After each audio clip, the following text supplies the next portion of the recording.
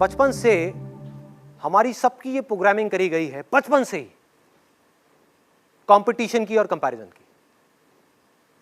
School में competition, घर में कंपटीशन, भाई बहन का आपस में कंपटीशन।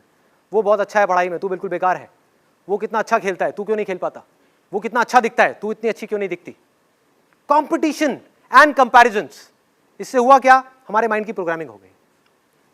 हम चाह करके भी इस दुनिया को बिना किसी कंपटीशन के, बिना अपने आप को किसी और से कंपेयर किए देख ही नहीं सकते।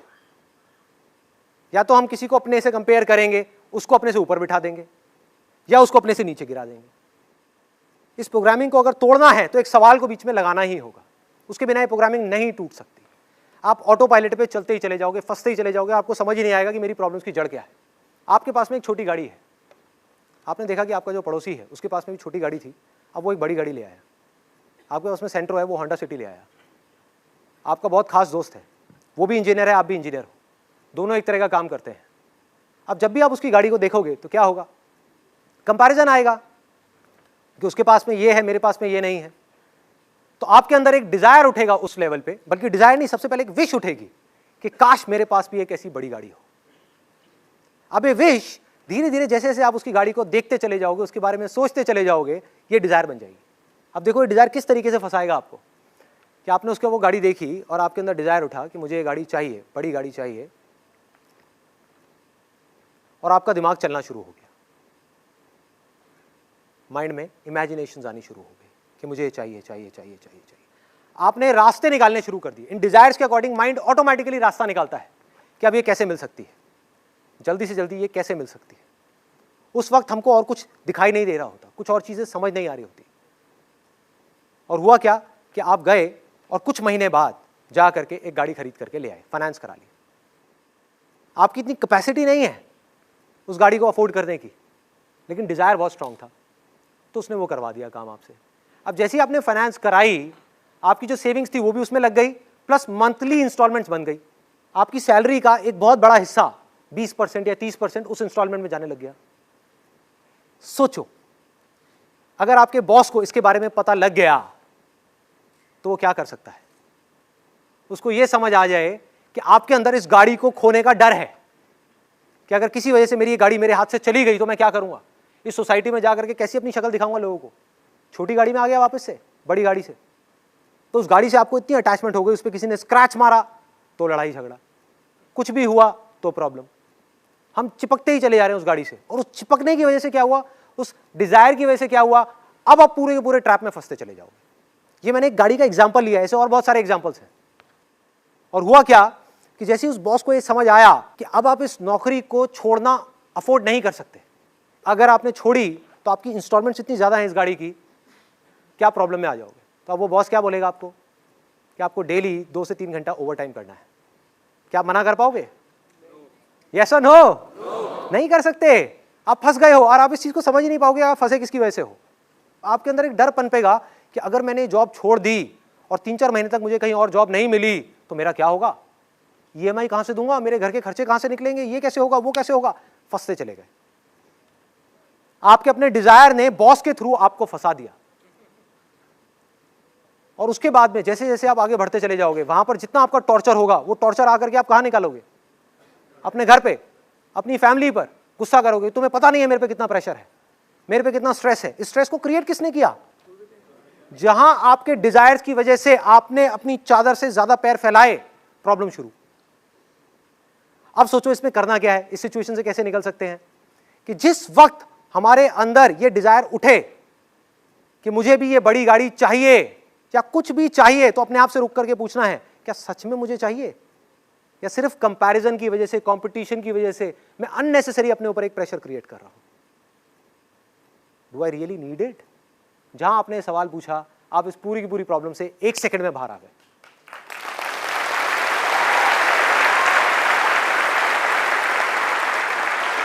आपकी इंटेलिजेंस बीच में आ गई, वो आपको बचा सकती है। डिजायर को उठने से पहले ही आपने खत्म कर दिया।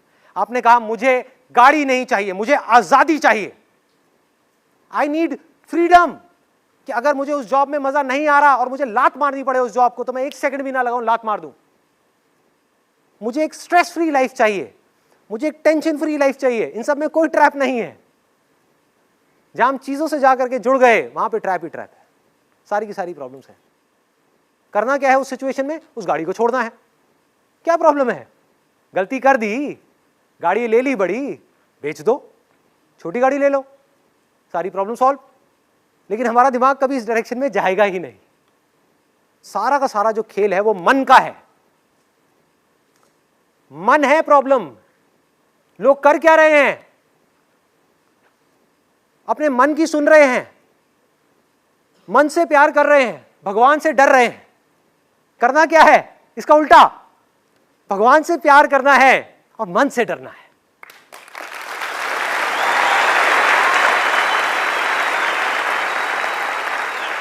ये मन है जो हमको फंसा रहा है। ध्यान से पकड़ो। बीमार हो गए, ये मत सोचो कि बीमार हो गए और जाकर के भगवान के सामने बैठना है।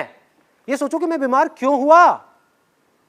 क्योंकि जब मैं किसी शादी में गया या जब जाता था कहीं पर भी, तो इतना सारा खाना देख करके मुझसे रहा नहीं जाता था। मेरा मन करता था कि मैं सब कुछ खा लूं। तो हमने क्या किया? अपने पेट की भूख को मिटाने की बजाय अपने मन की भूख को मिटाने की कोशिश करी, जिसकी भूख कभी मिट ही नहीं सकती।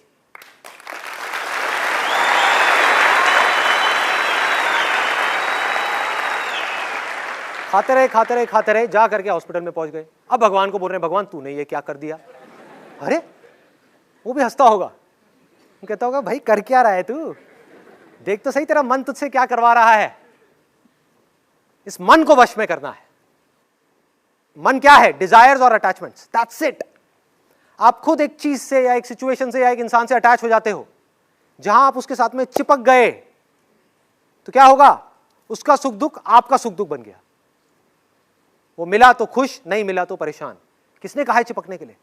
फॉर एग्जाम्पल, अगर आपको उठा करके आपकी गाड़ी की वजह से आपके बॉस ने एक पिंजरे में डाल दिया, पिंजरा ही हो गया ना, कि ना आप उस जॉब में मजा आ रहा है आपको, ना उसको छोड़ सकते हो ना कर सकते हो। बेमन के किसी काम को करोगे तो क्या तरक्की करोगे उस पर? कहां आगे बढ़ोगे? काम का असर किस पे आएगा? रिलेशनशिप्स पे आएगा। सब कुछ जुड़ा हुआ है और हम फंसते ही चले जाएंगे। हमें बनने के डिजायर्स पैदा करने हैं कि मुझे कुछ बनना है, जो भी मैं आज हूं उससे बेटर बनना है। मैं एक पेंटर हूं तो मुझे एक बेटर पेंटर बनना है, मुझे और चाहिए। ये खतरनाक डिजायर है।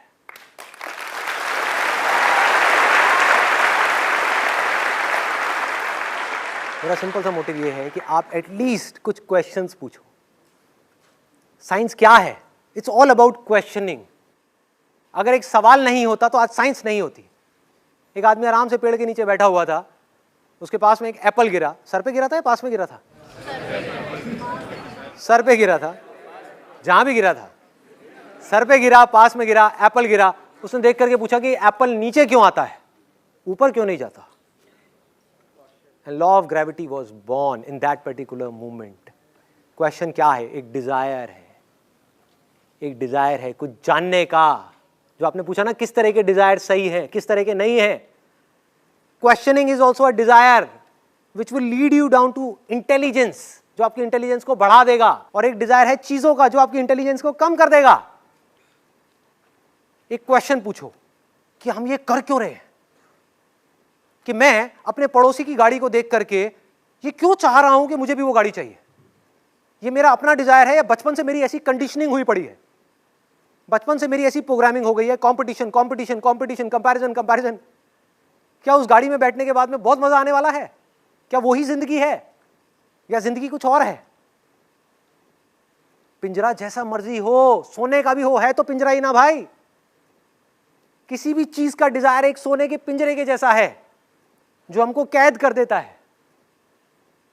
क्वेश्चन पूछने का डिजायर बढ़िया है, आपकी इंटेलिजेंस को बढ़ाएगा। किसी भी काम में आपको एक्स्ट्रा ऑर्डिनरी होने के लिए आपको क्वेश्चंस पूछने ही पड़ेंगे। बिजनेस में आपको डेली 1000 बार सवाल पूछने पड़ेंगे कि मेरे कस्टमर्स को क्या चाहिए, क्या चाहिए, क्या चाहिए। उनकी रिक्वायरमेंट को समझना है, अपने आप को बेटर बनाना है। जिसकी सवाल पूछने की आदत है वो किसी भी फील्ड में चला जाए वो कामयाब हो जाएगा।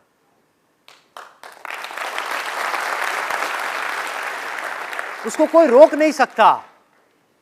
सपोजिंगली 2 इंजीनियर्स हैं आईआईटी के अंदर, एक है जो सिर्फ रट्टा मार रहा है, एक है जो इस फंडे को समझ रहा है। जिसको फंडा समझ आ गया वो किसी भी प्रॉब्लम को सॉल्व कर सकता है, लेकिन जिसने रट्टा मारा वो सिर्फ एक ही प्रॉब्लम को सॉल्व कर सकता है। जिसने रट्टा मारा उसका दिमाग ऐसे है घोड़े की तरह, जिसने बेसिक्स को समझ लिया वो कुछ भी कर सकता है। अब बेसिक्स को वही समझ सकता है जो क्वेश्चंस पूछ सकता है, सही तरह के क्वेश्चंस, सही जगह पर पूछते चले जाना है, पूछते चले जाना है, पूछते चले जाना है, उससे माइंड शार्प होता चला जाएगा।